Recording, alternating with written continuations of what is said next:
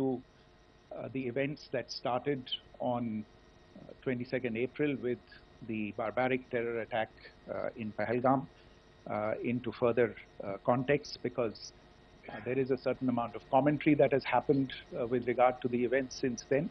And more than the commentary, there has been a lot of disinformation that has been directed at us from across the border.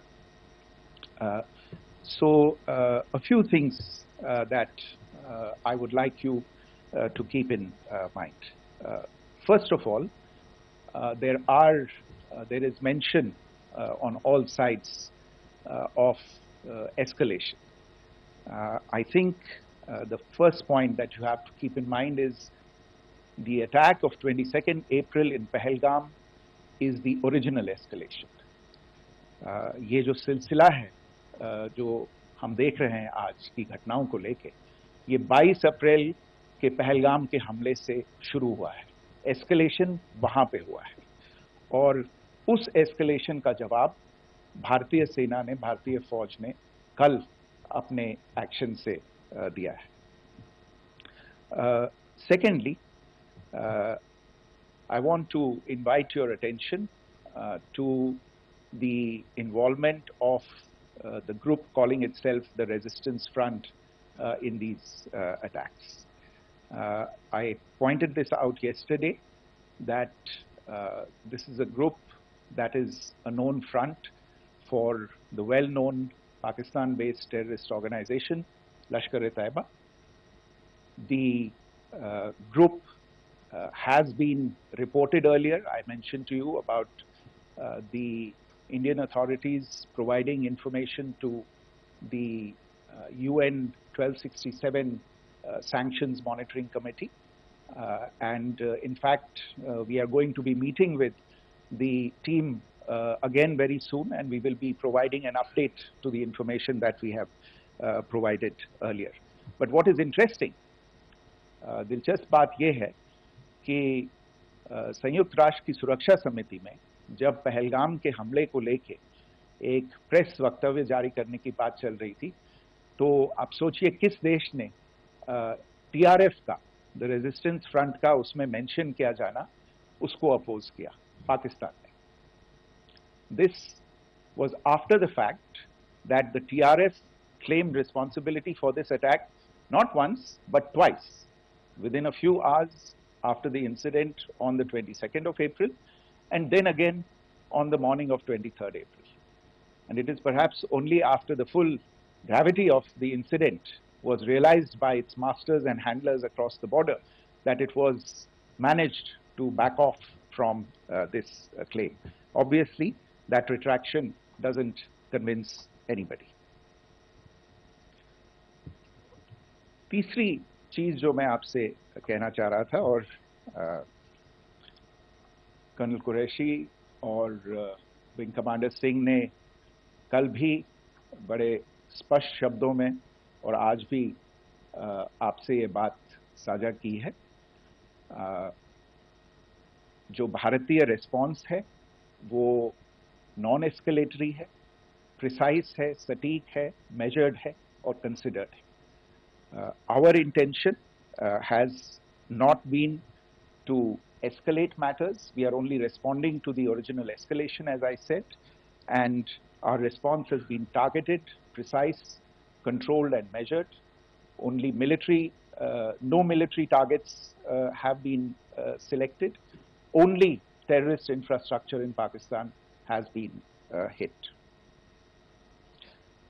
Now, there are, as I said, a number of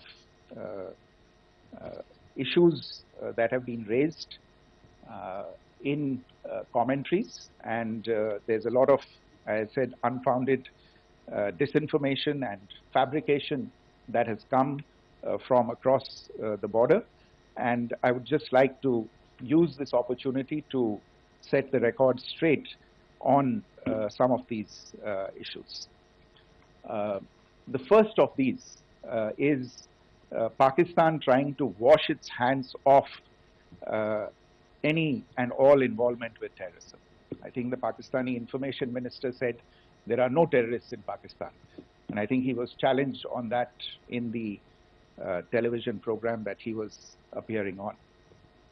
But even if I partially repeat myself from yesterday, I think Pakistan's reputation as the epicenter of global terrorism is rooted in a number of instances where concrete evidence is available, not just to India, but to governments and authorities and agencies around the world.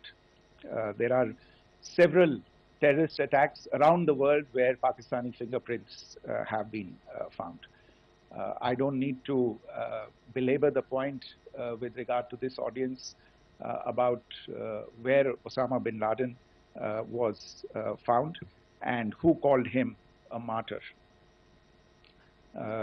Pakistan has also for decades pursued cross-border terrorism into India with impunity, and as I said yesterday also, in order to deliberately mislead the international community, they claimed that the terrorist Sajid Mir was dead. They came under pressure, and Sajid Mir was then brought back to life, arrested, and is now apparently in Pakistani custody. Pakistan is also home to a very large number of UN proscribed as well as UN proscribed terrorists, as well as terrorists proscribed by a number of other governments in the world, including, of course, the Lashkar-e-Taiba and the Jaish-e-Mohammed, as well as their leaders, Masood Azhar and Hafiz Mohammed Saeed. आपने देखा होगा हाल ही में पिछले कुछ दिनों में पाकिस्तान के रक्षा मंत्री और उनके पूर्व विदेश मंत्री दोनों ने इस बात को माना है कि पाकिस्तान का ऐसे ग्रुप्स के साथ जो रिश्ता है वो क्या रहा है. Both the defense minister and the former foreign minister of Pakistan, I think they've done a more eloquent job of this than I could ever do in terms of describing their country's implication in international terrorism and their involvement in housing these kinds of groups. दूसरा जो विषय है वो है पाकिस्तान का जो एक दावा है कि एक इंटरनेशनल impartial investigation होना चाहिए, एक joint investigative committee होनी चाहिए. These calls for jointly investigating this heinous and barbaric attack in Pahalgam. Again, I think you know the history well on this. You know the track record well, and it is not a bright track record insofar as Pakistan is concerned.